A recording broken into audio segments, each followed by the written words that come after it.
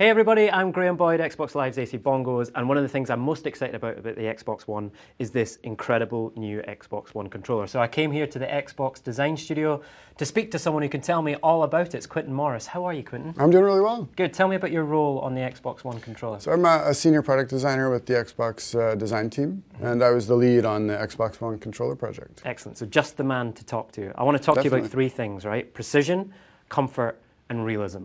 Core gamers know there's a lot of different ways you hold the controller. You know, as a first-person shooter guy, I'm really about how fast can I pull this trigger? You know, how fast can I hit this bumper to active reload?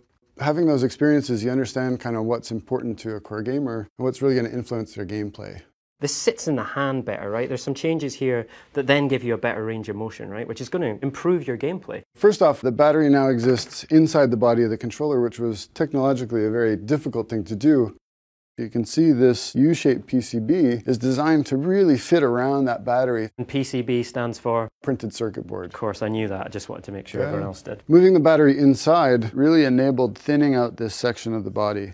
And doing that opened up the possibility to create this really great grip surface that exists here. So that means that you can now grip it with a lot less effort and grip it into the top of your hand. That leaves this whole thumb joint totally free to access the controls. So you're going to be able to get around the controls way faster than you ever have before. So if you're playing 8-10 hour sessions of whatever game, you'll just be able to play better and focus more on what's happening in the game as opposed to how you're controlling it. Tell us about how the Xbox One controller interacts with Kinect. We've added some IR LEDs to the controller. You just press the bind button on the controller while you're sitting on your couch in view of Kinect, and the controller will just connect. So if I'm playing FIFA with my mates, we're passing the controller around between games, Kinect is automatically going to know that that controller's been passed. Who's holding the controller, as well as which controller. Yeah, so you can get in and focus on playing the game and enjoying your time with your friends. Real hardcore FPS players, they love wired controllers, right? That's all they play with. You can connect this with USB to the Xbox One and it instantly becomes a wired controller. Right. This is new. This is something we haven't done before, but as soon as you plug it in, all the data will be sent over the cable. So you're getting now a wired and wireless controller in one. Tell us about some of the changes you've made to make sure that it feels more comfortable. We reduced the spacing just a little bit between the ABXY as well as on the bumper and trigger to really make it quicker to get around. Using this controller, without changing the way you game, you'll be a faster, better gamer. And there's changes to the controllers to make your gameplay experience more realistic. The triggers have an exciting new feature we call impulse triggers. They're rumble motors that exist inside of the trigger itself. It offers haptic feedback to the tip of your finger, which is the most sensitive part of your hand. By combining these two extra motors with the current rumble motors that we had in the previous generation, we can now create richer haptic effects that have directionality to them. So you can communicate forward, back, left, right. A really subtle effect could be that when you run out of bullets, you feel the empty chamber, right? So you know immediately that you've run out of bullets and the next thing you got to do is reload.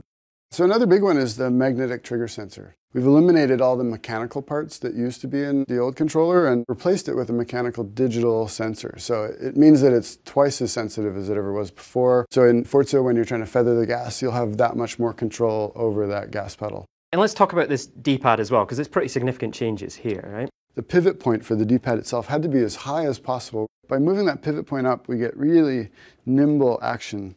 We've combined that nimble action with a new type of switch under the D-pad itself. It's got really crisp feedback, so you know immediately once you've pressed it. All right, let's talk about the thumbsticks as well, right? Something that when you're playing games, you're connected to the whole time. The thumbsticks, we made them slightly smaller in diameter. By making them smaller, your thumb's closer to the center. We've maintained the ridge that was so characteristic of the Xbox 360 controller, which is a great feature for pulling back, and added texture to the outside so that when you're pushing, you can get really good grip.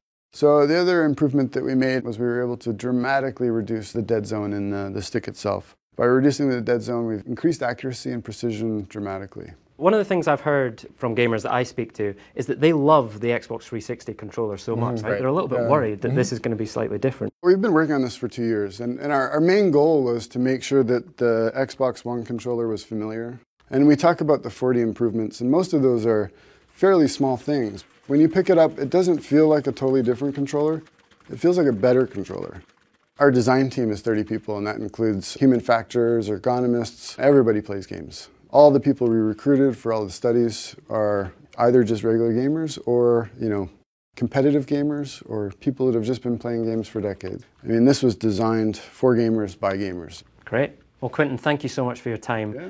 I think we've talked about it enough though, right? I want to get my hands on this controller and actually play some games. Yeah, let's do it.